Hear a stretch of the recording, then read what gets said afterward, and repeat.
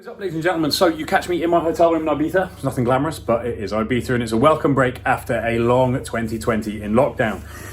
Now, this video, back on subject. This is the Gemma Atkinson video, the now infamous Gemma Atkinson video where she and I did our first ever live together. We're discussing potentially a podcast series that further down the line, and at least once a month where we're going to go live together on Instagram. I will tag her profile below because the lives will be hosted there where we answer your questions. Now, this particular one was our first attempt to test the waters, and it did go down particularly well and really resonated with a lot of you. So I wanted to put it up on YouTube to give you a second chance to watch it and to go back into it, and of course to share it with your friends. Now, the reason I think this hit home for a lot of you is because one of the things we discussed was menstruation and how to train and diet around your period. That proved to be an extraordinarily popular subject, one that a lot of you ladies seem quite undereducated on. I have added additional resources on my Instagram profile, and if you have any further questions on it, please pop them in the comments box below. Apologies for the framing, it was filmed off an IGTV video, but keep your eyes open because we're going to be doing one of these a month live on Instagram, and I will put it on my YouTube afterwards. Remember, if you find any of the information in this useful, please share it, let your colleagues know, let your friends know, let your family know, get it out there, because especially when it comes to menstruation, so many of you females are undereducated and you suffer unnecessarily for up to 40 years of your life when things really are easily fixed and can be fixed in a matter of weeks. I know that sounds very, very interesting coming from a male who probably doesn't have a clue about what you actually go through, but believe it or not, I kind of do. This is my job. It's been my job for 15 years. I've studied it. I've made sure I've got the real world evidence to back up my claim. So watch the video, take some of the advice from it, talk to me, communicate with me with regards to the extra resources we have on this subject. A bit tongue-tied there, and I hope you enjoy. So with that out of the way, let's go on with the video. Yay, it worked?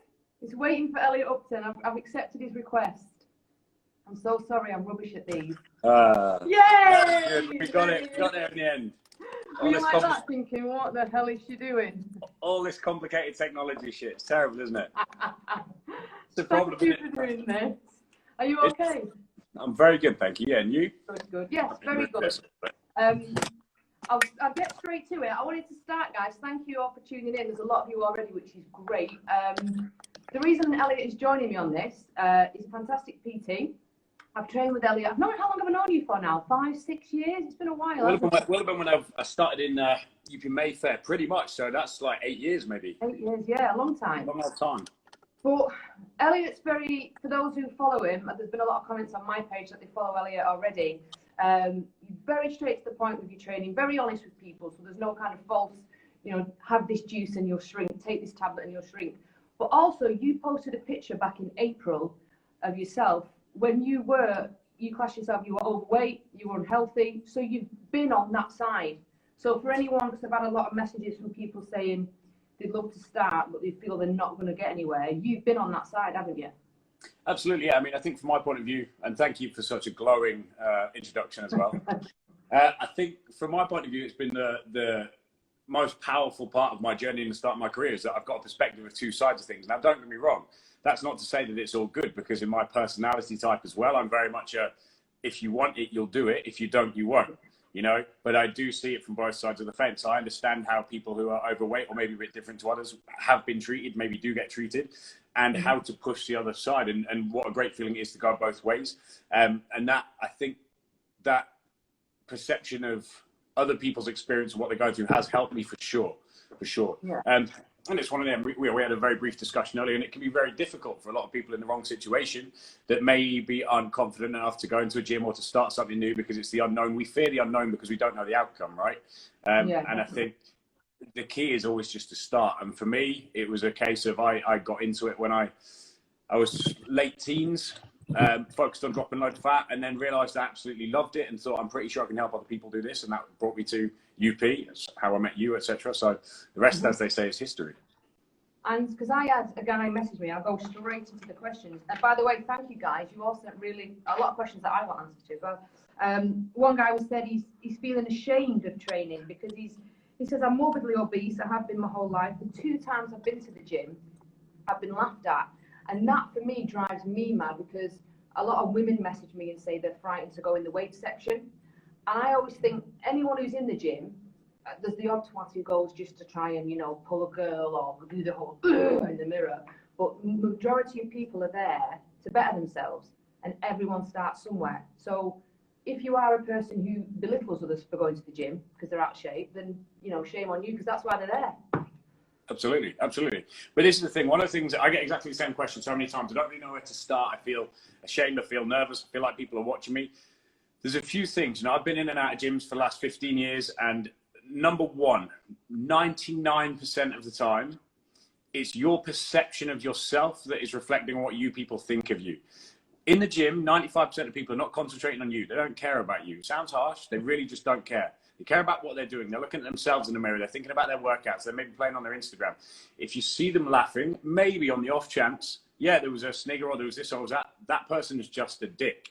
But for 99% of people, they don't care that you're there. They've not even noticed you. It sounds a little bit harsh, but that is the reality of it. I put my headphones on. Sometimes even when I've no battery and I've no music, I just put my headphones on because I don't want to look at or think about anything else other than Precisely. You have to remember that everyone else goes to the gym quite often because it's their release from their family or their friends or their work, and it's that time when they get to shut down. And this is where I say that your perception of a situation, you know, how many times have you, you know, maybe thought your partner was doing something bad or saying something bad because of something that's ticking over in your head, and you realize you completely misread the situation. The same thing applies in the gym because it's human nature. It's what we do. So that person likely wasn't laughing at you. They likely weren't judging you, because every single person that stepped foot into a gym has stepped foot into a gym for the first time. And everyone felt exactly like that for the first time. And they got into it and they realized, hang on a minute, this is actually quite nice. I feel like I'm doing something good for me. And you're always faced with two options. You either, you know, shy away from that thing that you're a little bit scared of and you never push through it, you never get better, or you just take the plunge. And usually when you take the plunge, our thought of what's coming is far worse of the actual reality. Yeah, I mean, that's one of the things I loved about weight training, was because I used to go to the gym not knowing what to do. And then when I, you know, did my research and was clued up about weight training, when I trained in UP, everyone's with their trainer doing their own thing. And it was kind of like the first time I've been in a proper gym whereby all people were doing was training. There was no TVs on the wall. There was no kind of go warm up on the treadmill for 15, I'll be back in a bit. Your trainer stands with a brew next year. It was literally hardcore for 45 minutes to the hour. You were doing it, you were training. And Evil Steve was very much like you in the approach whereby he wasn't like harsh to the point of me not wanting to come back, but if I ever turned up one week and my results weren't what we expected, he'd say, well, have you done the work? And if I hadn't, he'd be like, what do you expect? You know, don't moan about the work you didn't do. And I was like, oh God, yeah. And it changed my mentality of that if you want something, you do have to change a few things. And when you mentioned before about your partner thinking or doing things, someone messaged me and said they'd love to train, but their partner has no interest in it. The partner doesn't eat healthily, doesn't do exercise. So she said she's struggling because she hasn't got the support and motivation at home. I mean, what would you say to someone? I mean, I'm lucky. Gorka pushes me. He's a fab PT. He pushes me all the time. And without him, I probably would slack a bit. But for someone whose partner's got no interest, what would you say? I mean, they're accountable for themselves, aren't they? There's two sides to every coin, right? So she wants to train. She wants to make that shift that's only going to benefit her. Nothing negative is going to come out of that. Her doing these things is probably going to improve her relationship with her partner either way. You know, because she's going to feel better. She's going to have more confidence. She's going to have more energy. She's going to have better moods, better stress control, all of these things. So she should do it irrelevant. Honestly, she should do it irrelevant because it's going to be nothing but a positive. And she says that maybe she doesn't have the support, and quite likely doesn't, but he may be in the same place. Maybe he doesn't want to do it because he doesn't feel confident. He doesn't feel all of the things that the previous guy you mentioned feels. He doesn't have the confidence to step into the gym. So being a man, which quite often we will, we're not going to try to purposefully show weakness. We'll make up some dumb excuse to try and say, oh yeah, I'm just not into that. I'm not into this. I don't want to do that. Whereas if the partner can inspire them and say, well, do you know what? I'm going to start eating healthy. I feel great. I've got all this energy. You know, when I cook the meals at home, we're going to eat something healthy. And suddenly that balance starts to tip slowly. And as you know, and anyone here who trains knows that fitness gets addictive. It's one of the best addictions in the world. Now, don't get me wrong, you can of course cross a line. but it's an addiction because it feels great. It's the endorphins, it's the drug. But the hardest step is getting there in the first place and getting that feeling. And it does work both ways. She needs to take that positive step irrelevant. Anyone listening to this who's wondering, I want to, but I don't know if I should. You should. You absolutely should, because nothing good is going to come from it. And you will be amazed at how infectious that becomes to the people around you, and especially the people that matter the most. Because when they start to see you get happy and they start to see your moods lift, and if they're sitting at a low, you're usually going to be reflected in the people around you. You know, so if you're acting a certain way, they'll act a certain way, and vice versa. And if you can be the catalyst to change that, then why not? And like you said with addiction, a lot of people, a lot of the questions were about breaking the food cycle and the sugar cravings. And for me, that was the kind of easier bit for me, because I've always, since my dad passed away, I've always viewed food not just as fuel, but as kind of nutritional value. And I'll sometimes look at a meal and think, right, what's good from this meal? Well, this is going to be great for my skin, this is going to hydrate me, this is going to give me energy, So I do have sugar, like the odd occasional chocolate bar and sweets, but I've never been one of those to have it every single day. But I know for a lot of people, like my sister, she doesn't anymore, but she used to wake up in the morning and have a glass of Coke in the morning with a breakfast. And it was something that as soon as she stopped doing that, she lost weight alone without doing anything else. Of course, but it's really difficult to do that. I think this is going to lie on a continuum, and the tool in order to break these addictions, whether it's that or anything else, is who you are as a person is going to dictate how easily you can break that cycle. Now, some people work off of cutting out immediately. Some people are going to work off of creating almost unnoticeable changes. So, you know, to take your sister, for instance, if she was having 5 cans of Coke a day and she dropped that down to 4, that's enough of a change to start the ball rolling. And some people need that. You know, for instance, if you have someone who is heavily obese, has had a lifetime of obesity, that's not just somebody being careless with their eating. It's a habitual pattern that will always trigger back to the same place. Now, if you turn around to that person, and unless they're incredibly mentally strong, and part of our job as coaches is to try and assess where that person lies mentally, if you try to take them to an extreme and suddenly yank out tons of calories, yank out all of this stuff, we've got something I call pushback, which you always need to look at every decision you make as a trainer or yourself when you're adjusting your own diet of risk versus reward. Now, how much am I going to get out of this versus the risk of doing it? And that applies to everything. It applies to your dietary changes. It applies to the training, the movements you pick. So let's take something super, super common, like low carb diets, because everyone defaults to low carb because there's so much information out there. The Atkins kind of really popularized it. And, you know, we use some... Say again? It gave me really bad... I tried it years ago, the Atkins, and it gave me such bad headaches. It will do, because there are so many things that are missing. Now, the key is, this is especially important for females, but which we can go on to in a minute, but if you remove something, your body eventually is always going to ask for it back. If you remove something entirely, your body is going to ask for it back because it needs these things. We take low carb as an example. Now, if you have someone extraordinarily strong mentally, who is so focused on that goal, that they will do whatever it takes to get there, almost robotically. You can say, do you know what?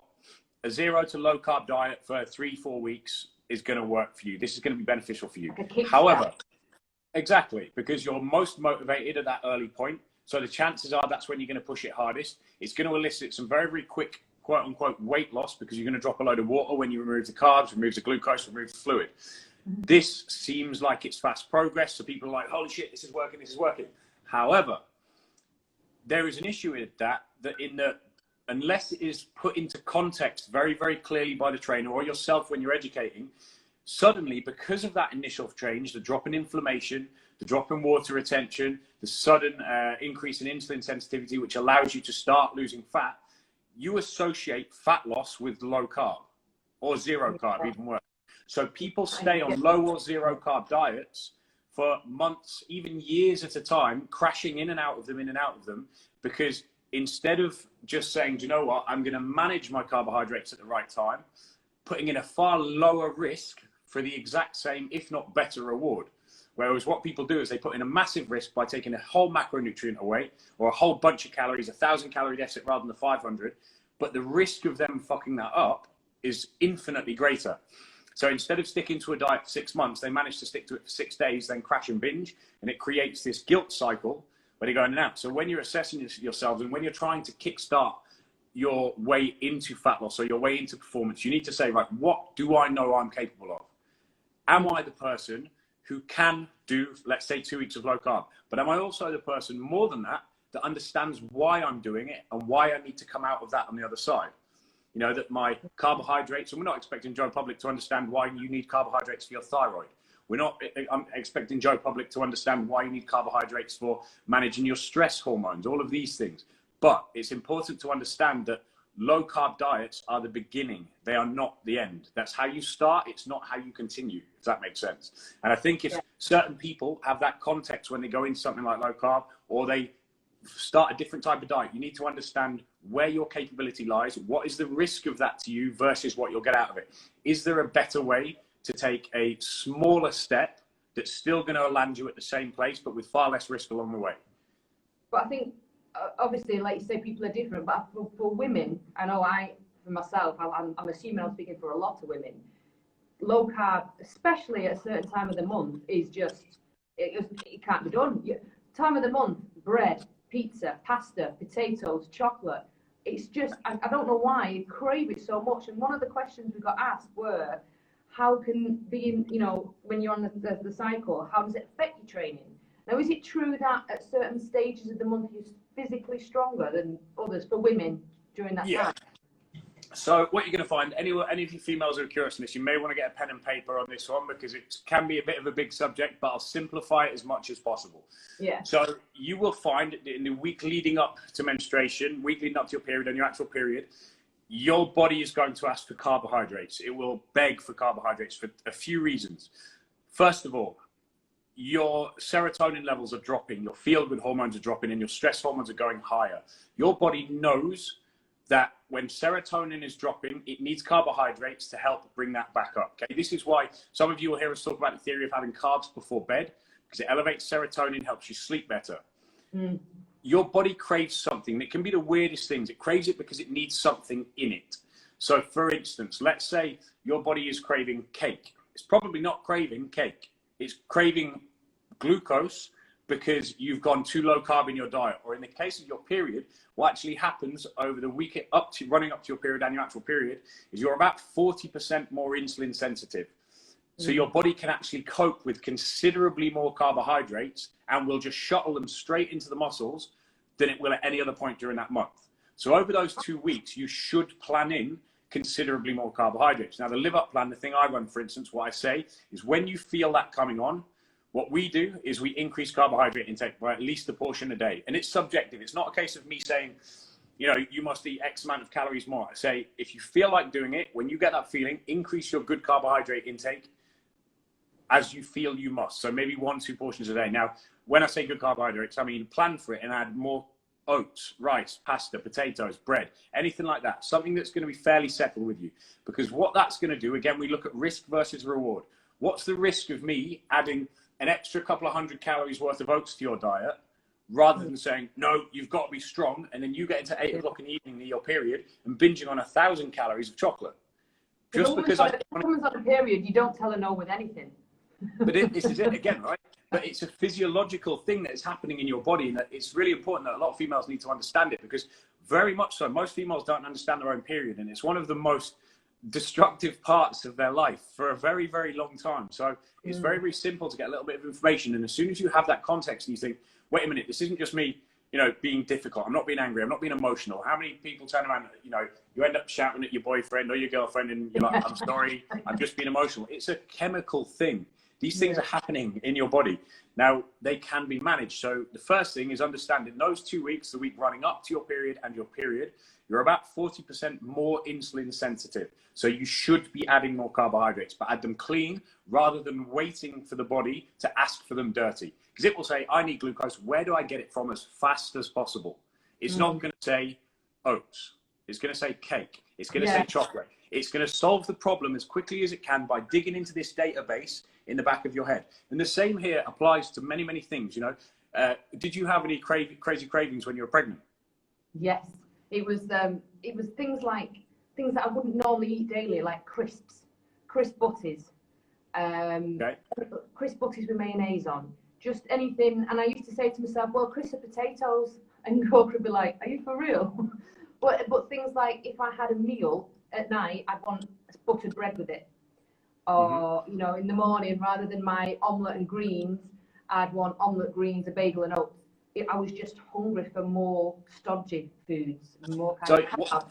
What you'll have found is the chances are, this is a bit of a theory of mine and it's worked consistently over Live Up, is your body will ask, it will crave what it needs. So it's going to look, if you were to take all of those foods that you craved over your period, over your pregnancy, and you took blood tests, you'd probably find you were deficient in something that was consistently in them.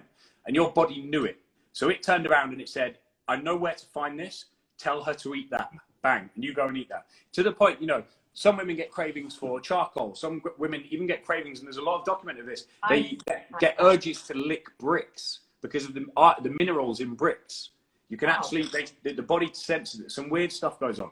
So it's important to understand with cravings, whether on your period or not, is that your body is asking for something that is in the food that you want. If you interpret that and say, well, what is it likely to be asking for? I'll put the good version of that in. Problem solved. And this is when we stop with all of the fluctuations. We don't have massive fat gains, fat crashes, starvation. We don't bounce backwards and forwards. Because if we're proactive and say, well, I'm going to give myself this because I know it's coming, we don't end up with the ups and downs. So first 2 weeks of your period, you're 40% more insulin sensitive. That's point number one. You also need to control your cortisol. At that time of your period, you are going to have cortisol spiking regularly, up and down. Cortisol being your stress hormone. It's a fat storage hormone. It's a catabolic hormone, so it breaks down muscle tissue. Nothing really good comes of it when it's chronically high. But cortisol, your stress hormone, and insulin have an inverse relationship. So when one of them is high, the other one is low, and vice versa. So if we have insulin circulating at a fairly steady level, it's very difficult for cortisol to push up if your stress hormone remains regulated. But during your period, the stress hormone is going to try and jump up, which is why you feel anxious, you feel agitated, you feel a little bit, you know, off sorts. But if we add the right amount of carbohydrates, we have circulating insulin, it pushes cortisol back down. Again, your body knows this, and this is another reason why it asks for carbohydrates. And another reason why you should give it carbohydrates in a controlled fashion, proactively, rather than being reactive and feeding it with shit as soon as that craving comes. Know that the craving is going to come. Switch your diet ever so slightly on the lead up, and that craving will disappear. Now, you know, I have no doubt a lot of our Live Up girls will be watching this. One of the things that goes first are symptoms of PMS, because we fix all of those kind of things. And it's very, very simple, simply done if you accept. You guys have it easy then, don't you, in comparison? I mean, we have this every month. You guys... Unbelievably. Every month. Unbelievably. When we're growing a child and feeling like... But, yeah, I mean, that's... that. I've had questions. A lot of women have messaged me. Obviously, Mia's one. She was one yesterday. Mia was delivered via emergency C-section. And I never planned to snap back, as was, you know, a lot of people messaged me while I was pregnant saying, oh, you'll bounce back. You know, I can't wait to see how quick you go back. And that for me was insane, first and foremost. It was the last thing on my mind. And I didn't start training until Mia was around 15 weeks. So a lot of women have messaged me and said, you know, they've had a baby, they've got ab separation, they're worried about the pelvic floor, and they're just kind of scared to start again. And I think there's a lot of pressure on women to kind of, especially when you train beforehand, to snap back. And I hate that phrase because, you know, obviously the girls you train, it's more than that. It's 9 months to grow a baby. And I'm back to now feeling strong and my best. But Mia, like I said, was one yesterday. It's took me a year to get to this stage. Mm-hmm. So when you're training a lady who's had a baby, it's not a case of go hard or go home. It's kind of, you got to respect what the body's been through. Absolutely. So I think this goes back a moment ago when we talked about fitness being an addiction. It's not all good. You know, as we see across the industry, and I'm sure you get as many messages as I do, if not considerably more, about the damaging side of health and fitness and this addiction that becomes an uncontrolled one. Mm. And one of the things with pregnancy is it's very, very easy to allow your, I don't want to say ego, but your feelings of the way you look and the way you feel to override logic and sense. And to understand what your body has just been through. If you stop genuinely for a moment and think that another human being has just grown inside you and the stuff that has gone on to make that happen, waiting 12 weeks before you train again, I think is least of the gifts you should be giving yourself. Yeah. I understand that people want to get back into it, but the stress that your body goes under, from the joints to the bones to the ligaments to the tendons, everything changes in order for a female to have a child. Now, you need to put some level of perspective on that and think, okay, do you know what? This was difficult. I need to allow myself to recover. I need to allow the things that I can't see to recover. And this is one of the key things. One of the things I come up against a lot is that when, you know, some women are very, very lucky, and the abdominal wall, for instance, comes back in very, very quickly. So they start training very quickly, but relaxin, elastin, the hormones that allow your pelvis to open up and allow the baby out, they are still pumping around your system up to 3 to 6 months later. Now, that means that your ligaments, the connective tissue between the bones, are still loose. Okay? So if you imagine all of your skeletal system, suddenly the ligaments that are completely rock solid and tight, which hold every joint together, if they all loosen off, suddenly you're just a floppy mess. Yeah. That's essentially what's trying to happen when you're pregnant in order to allow the baby out. Now, when we're training, even through pregnancy, especially into the 3rd trimester and after actually having a baby, is all of that still in your system. Your ligaments have not recovered properly yet. So people training, especially doing high impact home style training, unilateral movements, i.e. lunges rather than squats and things like that, it's very dangerous. But the thing is, it's not necessarily dangerous at the time. It's the knock-on effect further down the line. When you've done something, you've destabilized that joint, and then in 6 months' time, you step off a curb and your knee just goes... Yeah, just buckles. Yeah. Of course. And it's because of this rush. Again, I think a lot of this comes down to education to some degree, in understanding if females understood their period better, for instance, it would be much, much easier to manage it. If females understood their pregnancy better and what actually happens, it would be much easier to manage the training and to control that addiction on the other side. Because I know there's a load of pressure on you, not only from external factors, but also from yourself, because you want to feel good about yourself. You want to get yourself back to a particular point. But 12 weeks is not a long time to wait. It really isn't. It's a long time when you look forwards, but when you're looking back, you think, okay, that was fine. And for the sake of... Exactly. Exactly. And for the sake of rescuing your body for the rest of your life, you know, you can wait 12 weeks if it means keeping your body back in the shape that you want it for the rest of your life. Because if you try and rush it and you can cause permanent damage, there's no trade-off there. To me, there's no trade-off. And that's what I would always say to any female clients post-baby. I refuse point blank to train anyone unless they're at least 12 weeks postpartum. I won't do it. I won't allow it. But then get the sign up from the doctor, make sure everything is in. And then the lead up to that is gentle, is progressive. Start with full body. Start with your body weight. Don't start loading stuff. Give yourself a couple of weeks. How are you feeling? How are you recovering? Have you got any weird little niggles in joints? Is there something that feels unstable when you do it? If not, start loading things. Move on to fixed weight machines, leg pressing, fixed shoulder presses, things like that, where the load is there, but the machine is doing the stabilizing. How are you feeling? How are you recovering? Couple of weeks. All good. Awesome. Then get back on with your normal training. Ease back into it. Progression, isn't it? You can't just... Absolutely. And you've got to progress yourself.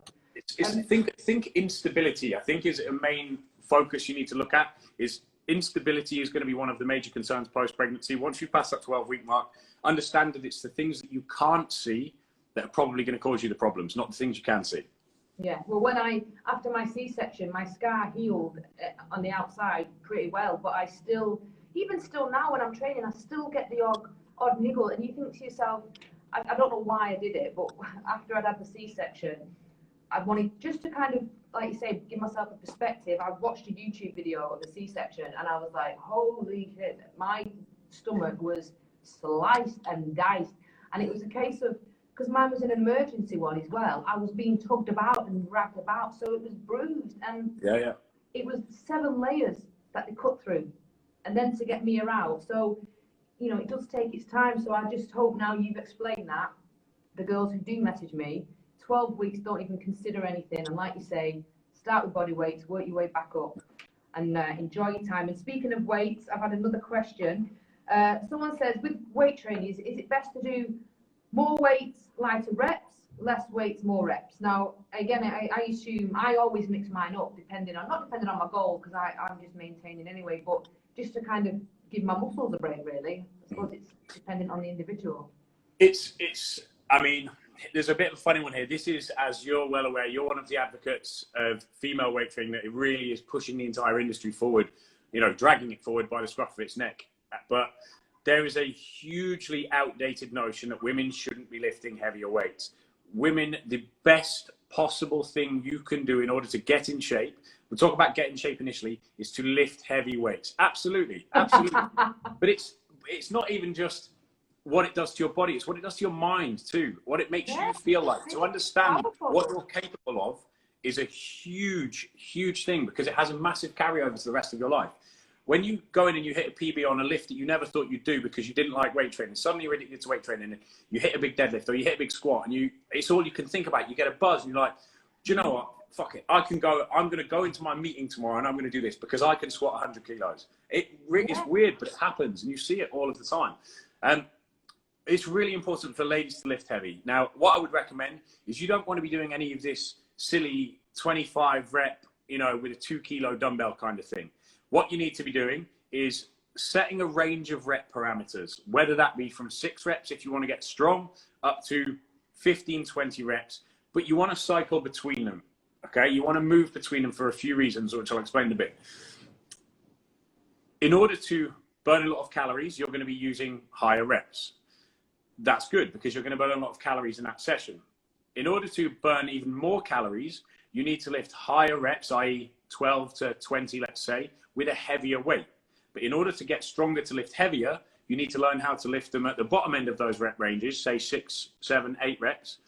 That has a carryover to the other stuff. So the stronger you get, the greater output you can get in the higher volume, what we would class as higher volume workouts. Therefore, the fat burning effect is considerably higher.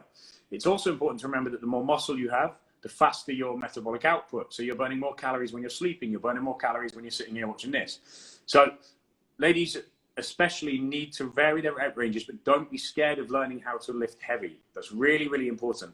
And the common misconception that weight training makes you big, no. Anything makes you big if you eat incorrectly. Weight train as much as you want, but if you're eating right, it's not going to make you big. It's going to do whatever you want it to do to you. If you want it to make you big, then you'll need to eat to make it big. And that's a very purposeful action. You're going to have to really try. However, if you want to eat to make you lean, or you want to make your shoulders smaller but your butt bigger, or your thighs smaller but your shoulders bigger, you train as such and eat right to recover for both of those things. It's not as simple as I'm going to lift heavy, therefore I'm going to get big. It's important that you get strong as you can, and lift through a range of reps. So the easiest thing to do, if you wanted to play for that, you could say let's say session 1 of your week. Let's say you're doing 3 sessions. Session 1 of your week, you could do fairly heavy, everything 6 to 8 reps. Session 2 of your week, say on a Wednesday, you could do everything 12 to 15 reps. Session 3 of the week, you could do 20 reps, high volume. That's a really easy way for you to go out there and test it, play around with it. But those rep ranges, stay within them, but you should always be lifting as heavy as you can within the parameters that are set for reps. I think what it is as well, a lot of people see images of like women who are professional bodybuilders, women who, you know, who obviously haven't just lifted weights and eaten a good diet. There's other things thrown in and involved, and you know, yes.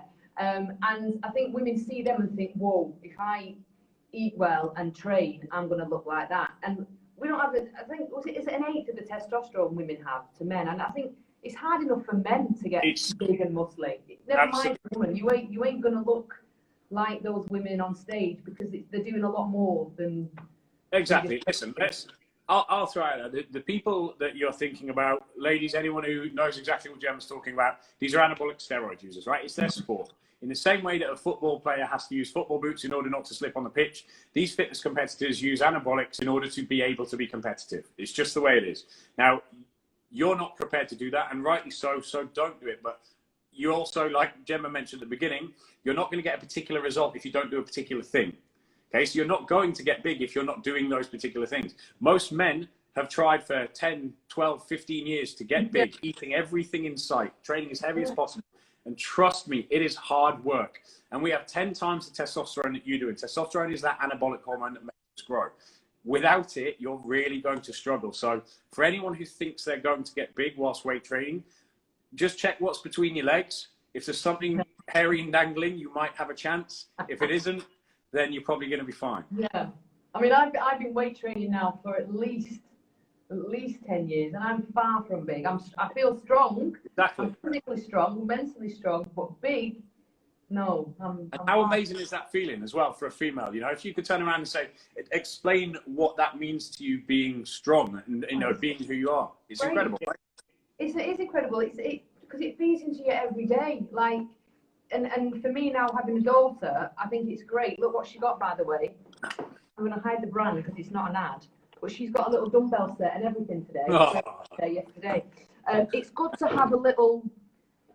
I don't know. I've always trained to stay healthy. Like we were speaking the other day about our parents, and you know, my dad died very young from heart disease. So something switched in my head then, and I thought, right, my dad was fit, healthy, 52, 6 foot, really good build, and he passed away of heart disease. If I'm gonna give myself the best chance, not even a long life. People say, oh, well, you're gonna die anyway. Yeah, you will, but it's the longevity. It's not the longevity. It's what you do in that time. I want to be able to be in my 60s. Still running around with my grandkids. I don't want to be, you know, my granddad, bless him, he had 2 strokes, he had his leg amputated and he smoked heavily, and he was, for the last 10 years of his life, unable to really do anything other than sit in his room with us all. And it breaks my heart when you think, God, because now me as grandparents are able to do all kinds of stuff with her. You know, they can crawl around on the floor with her, and that's what I visualise for myself. So every time I do a session, I always think it's a mental tick that I've added something, you know, health and even a good sweat. I feel like my skin's better for it the next day. I feel like I've sweated out all the toxins, impurities, and everything feeds into it. And like you said before, if you've got a meeting, do a good session before it or the night before, you walk into it like a boss. Absolutely. It's good. It feels absolutely. Really good. I think more women would benefit from it, but it's that whole thing of getting started, having the confidence. But what kind of exercises could people do at home? Like you said, I mean, I've got my best. I train in the best at home if I don't want to use weights or want more than my body weight. But it's things like walkouts or squats. Anything is better than nothing, isn't it? Absolutely. So I mean, I know you've got a load of stuff on here all of the time. I put a load of stuff up on YouTube during quarantine for home workouts because obviously everybody was locked in their house. And the key is, I think, is when you have limited equipment, even when you don't have limited equipment, is you always want to try and use your full body for as many movements as possible. If you can use your full body per contraction, per rep, you're getting the most calories burnt, you're going to get the greatest after effect. So squats, push-ups, you know, lunges, crunches, planks are great. You know, planks are deceptively but highly metabolic. You know, your entire body's under tension. Now, with all of these things, it's very, very easy to do a squat and it be quite easy. But if you do a squat and really focus on certain cues, making sure the positioning of your legs is correct, making sure the depth is correct, suddenly that squat comes very well. Absolutely. It's horrendous. It gets very, very difficult, and you can have incredible workouts at home. You'll see, you know, you've how long you've been training all the way through lockdown, basically, haven't you? Yeah. I have two days off a week where I do, like you say, nothing, bit of yoga. Improving all the way. Now, I know you've got a bit of gear there, you've got a bit of kit, but the fact of the matter is that it's just doing something that most people are going to get a lot out of. Now, for those of you who are tentative and a little bit worried about going to the gym, maybe you don't feel fit enough, maybe you feel like you're going to get looked at, it brings us back to a point is that one of the biggest aspects of that is finding the right gym. Because if you're in a gym where you don't feel good, you're in the wrong gym. You know, the hardest part is getting off the sofa and going to that gym. And if you love the people on the front desk, you'll go to that gym. If you know that every time you go in there and you're doing your warm-up, there's the same group of guys or group of girls in the cardio that you get on really well with, or you can do a class, whatever it is, find the gym that you like. You know, shop around a bit. Don't just go to the one that's within 500 meters of your house. Give yourself a couple of miles, because trust me, that extra mile sometimes will make all the difference to your entire life. Getting into that training routine has a huge knock-on effect. But if you're training at home and you choose to train at home rather than kind of put yourself out of that comfort zone, and I understand some people do, maybe mothers especially need to because they need to be around their kids, then big movements, squats, lunges, planks, push-ups, variations of those. Again, if you need any information on variations, give us a shout. And we can definitely help out. As I say, there's loads on my YouTube that you can check out. And I've done the same with bands, dumbbells, even a set of elastic bands. You can get unbelievable workouts out with elastic bands. And I've just read one of the comments, well, 4 people have said it now. You've probably seen bingo wings. How can I get rid of my bingo wings? How can I get rid of my mum tum? Now, when I started training at UP, one of the first questions I asked, I said, right, my thighs, I've got a lot of weight on my thighs. I just want to get rid of this. And I said this bit here and pinched it. And he said, you can't spot reduce, Gem. It's going to come off from where it wants to come off. So can you just explain that to people who want to focus on specific areas? Yeah, so I mean, there's two sides to this story, but it's really important to understand the context. Now, you cannot spot reduce. No one out there can pick a part of their body and say, I'm going to take the fat off of this part, but not another part. It's not how it happens. If it leaves somewhere, it's going to leave everywhere. It's going to leave certain places slower than others. Boobs and bum. Quite often. In my case, it went off my boobs and bum first. I had spaniel's ears in the back with a crack, and I was like, wow, what's happened here? What a description.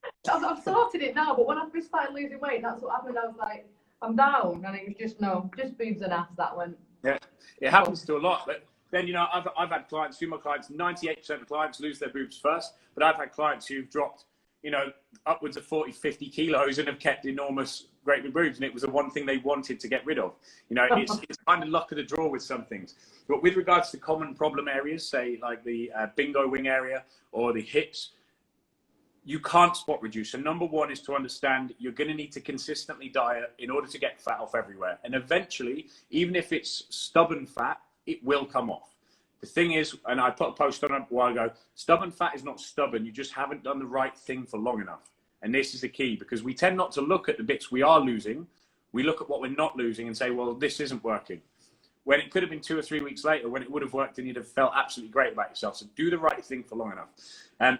There is also evidence to suggest that based on certain hormonal dysfunctions, i.e. elevated cortisol or elevated estrogen in the case of these sites you're talking about, can promote fat storage in those areas. So what we call female pattern fat storage, which would be around the kind of hips and thighs and upper arms.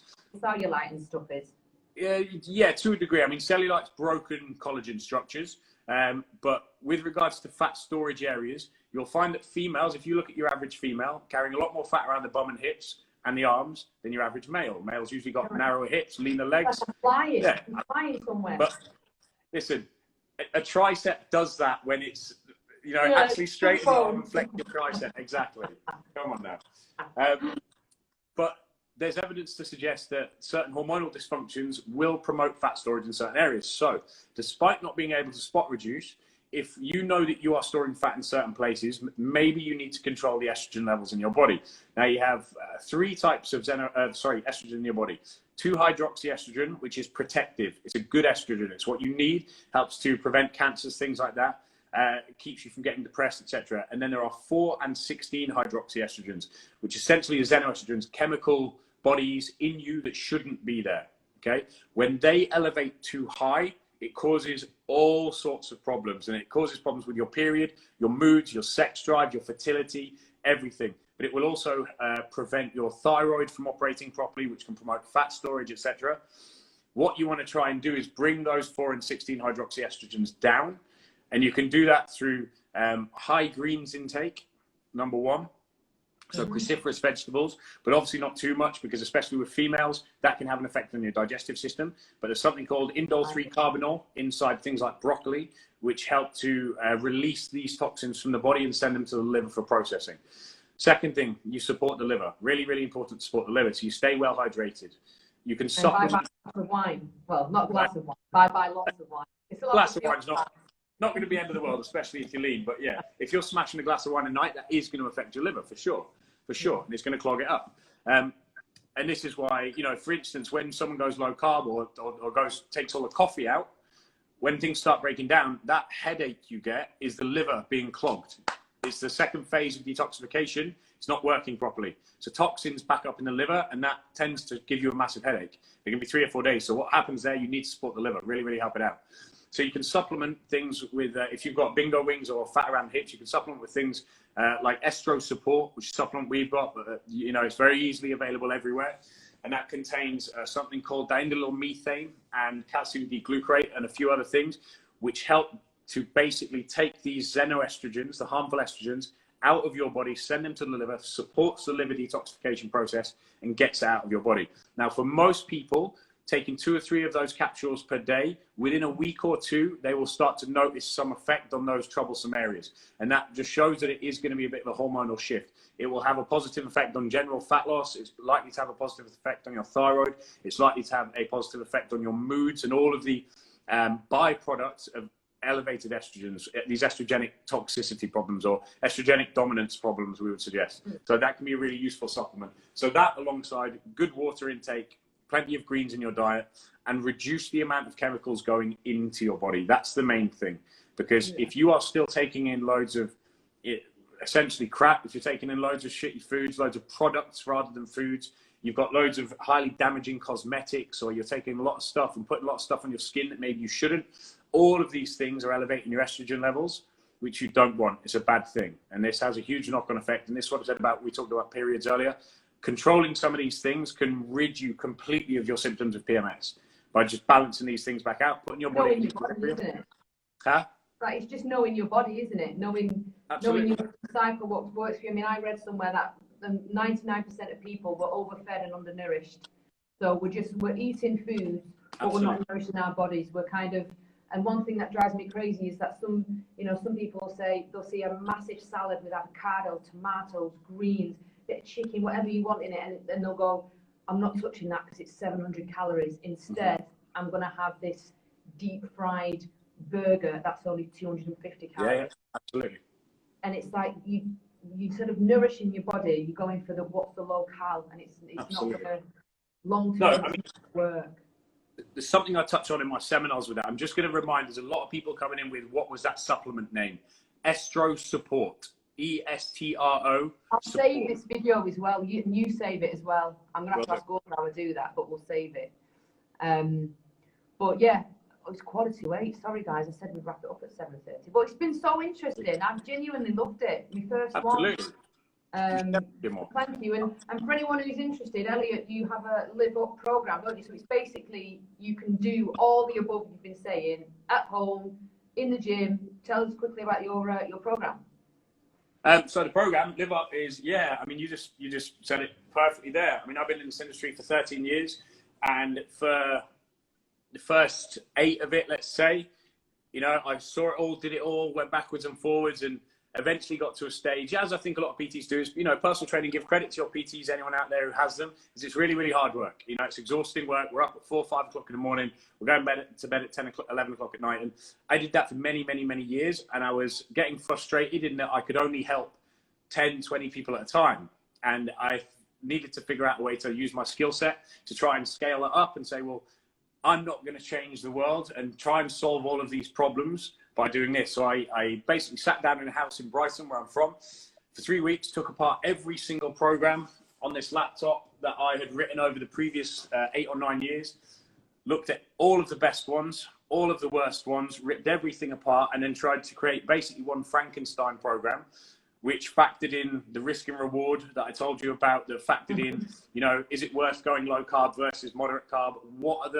What's the cause and effect of every program I've ever written? What came out best? Why did it come out best? What came out worst? Why did it come out worse? And then I created the Live Up program. It was originally something called the Experiment, because it literally was that. I wanted to see if my theory worked. It got unbelievable results. It then evolved into something called 6Fit, and then we evolved that into what is now Live Up. And I know there's a lot of our girls and guys watching this now. It's just amazing. It's amazing. I love it. And they've learned a lot. It's been incredible for me, because it's, and with you, I know how much work you put into trying to change people's perception of weight training and allow them to see what it can do for you, how it's changed your life and how it can change theirs. And obviously it's a very, very difficult thing to do in the industry now, because it's an absolute minefield. There's a minefield, and people... Well, it's difficult because I see pictures of girls on social media, and, they've got these sessions or these programs, but the bum's not real. And we were talking the other day, weren't we, how I thought it was just bum implants, but now people are getting injections in the bum. It's hard to tell a natural backside from a fake one. Absolutely. And it's damn near impossible. It's damn near impossible. Like, genuinely, when you see them in person, it's damn near impossible. But this is one of the frustrations of the industry, because these girls and these guys will take a program and they will rebrand it. I've had my own program. We've had Live Up, when it was 6Fit more than Live Up, because obviously UP is a bit of a monster you don't want to mess with. But the 6Fit program, it got stolen by 100, 150 trainers, maybe, rebranded and resold. It's because things like 1 or 2 exercises. Exactly. And this is what happens, and it's what the wider industry is. And one of my main goals is to try and just blow through the smoke and mirrors a little bit, because even the people out there that have got big mouths who seem to be helping everyone are just pulling the wool over people's eyes, and it's frustrating. And my program, or Live Up, sorry, was designed to try and prevent that and just say, listen, it really is this simple. This is the program and this is how we execute it. The rest of it is education. It's me teaching you how to do things a slightly different way in order for it to be long term. Now, we've got people who started that plan 5 years ago who haven't changed a thing. They're still eating exactly on the diet, exactly the way it was. It's maintainable. It's not a quick fix. Absolutely. It's a lifestyle change, isn't it? That's what I find with training. It's not, I mean, some people train to get into a bikini or because they're getting married, which I totally get. You want to feel your best. But we were saying earlier about the way you come into something is usually the way you go out of it. So if it's a drastic change, it's going to be a drastic change the other side. So you best to gradually change your habits, make new ones, and just maintain it. And precisely. People, as well. It's always a false economy, because what people will do is go through a 2-week binge of healthy eating, a 1-week binge of shit eating. 6 months down the line, they're in exactly the same place as they were before, because they've been on and off and on and off, rather than easing themselves into it over that same 6 months, but at the end being a completely different result. But it's because we struggle to look forwards. As human beings, we're very impatient. We struggle to look forwards. And advertisers, media, social media, fitness influencers, they understand the psychology of change and that it's emotional. So if I can sell you something that tugs on those little heartstrings and says, I'm going to make you feel like I can help you and make you, all of these insecurities you have, I can rid you of them. I can help you take them away. I can blah, blah, blah. You're buying that, right? We've got people shouting about it now who tell you it's okay to go out and drink beer and do this and do that and eat the pizza and blah, blah, blah, blah, blah. Yeah, of course, go out and have a pizza, but there's no trainer in the world, certainly if they care about what the information they're giving to you, should be saying, yeah, go out and eat inflammatory food and drink alcohol when you want to. You've still got to live. You have one life. You say that, because I remember when I used to train with Ollie once said to me, I asked about a cheat day, which I now hate the phrase, hate the word. I have a pizza a week or a chippy a week because I enjoy it. But he said to me when he has a client, and he said, tell him to go and have a cheat meal once a week. It's like telling a recovering alcoholic to get pissed up 1 day a week. Yeah, absolutely. It's not going to mentally help them. Sure. A meal is different from a full day's worth of junk food.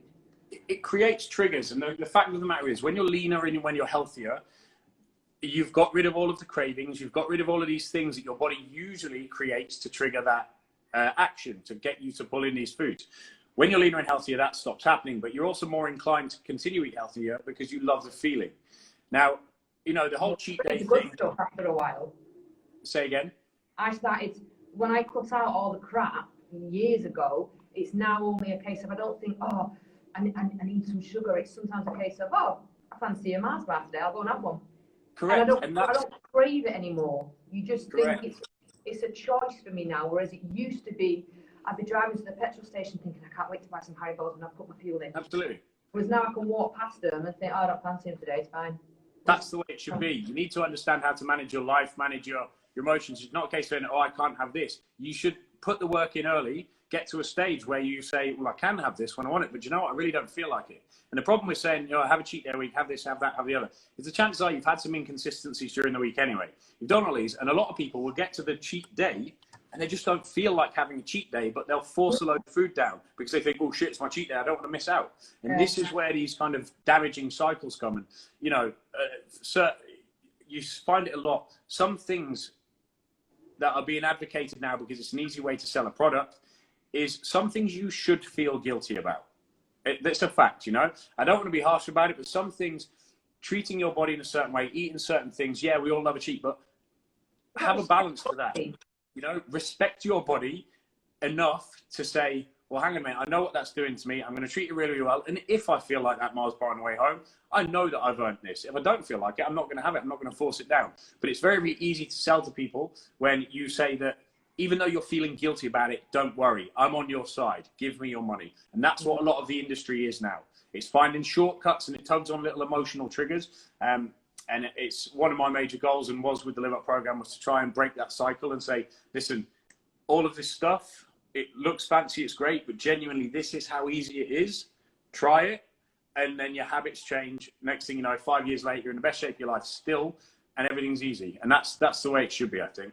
Yeah, sure. You've got to be firm, and you've got to be fair. I think the reason why people love your approach to training is you're firm and fair. It's not a case of, oh, we'll let you off, it's fine, because ultimately you want the best for your clients as well, because they're a representation of you. And I suppose it's kind of like, it sounds stupid to compare the two, but when I was puppy training Norman and Ollie, and they're now so good and they're so well behaved and they're so well trained, I think that's my creation. I'm responsible for that. I taught them how to do things, and it's nice to be able to say, like, when I'm back training with Steve, or Gorka's done all my programs while I've been in lockdown, and the way my body's changed and adapted, he actually said to me, he said, I'm really proud of you. And I was like, really? He said, yeah. He said, you've done my program, you've done what I asked, and you feel good for it. So it's the little things like that that make you feel proud of your clients. But for me, you know, it's the pride of my clients. I've never really looked at it as them representing me. So far as I'm concerned, I represent me. What I do, if I go to bed at the end of every night and I say, you know what, I did well today, whatever it was I did, I applied myself to it and I tried my best. I'm happy with that. For me, the most painful thing I find is, number one, wasted potential. I hate seeing somebody with potential waste it. And number two, I hate people misleading other people. Drives me crazy. And that's kind of my driving force through the industry. And, you know, I think everyone has the right, and not the right, everyone deserves to feel proud of themselves and feel a certain way. And I just think a lot of people, maybe it's through fear, as we discussed at the very beginning, you know, because someone's in a wrong gym, or they're not prepared to take that first step, or they're maybe over dramatizing that first step, thinking it's going to be way worse than it actually is in reality. All of these things prevent you from getting the feelings that every single person out there deserves and really should have. And it is just a case of taking that little bit of a leap of faith, put faith in yourself, and eventually that's going to lead down the right path.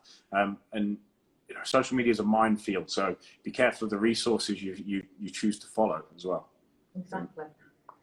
Well, Elliot, I'm going to wrap it up now because I've got a child to put to sleep. Yeah, sorry for keeping you. There's been loads of comments asking where they can find the program, prices, how long it's for. So I'm going to suggest people just follow your page.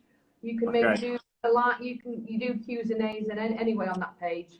But it's a great program. Like I say, I train with Elliot twice in Marbella, and I think I'd rather do the one at home when I can do it myself, as opposed to have you physically there and go, no, stop. We did legs, we trained legs, and I couldn't walk for about 2 days. I do miss it. You're honestly one of the hardest people I've ever trained. It's such a pleasure. For anyone out there who you know, looks at people on Instagram and wonders if they really do walk the talk, this one, yeah, it's impressive.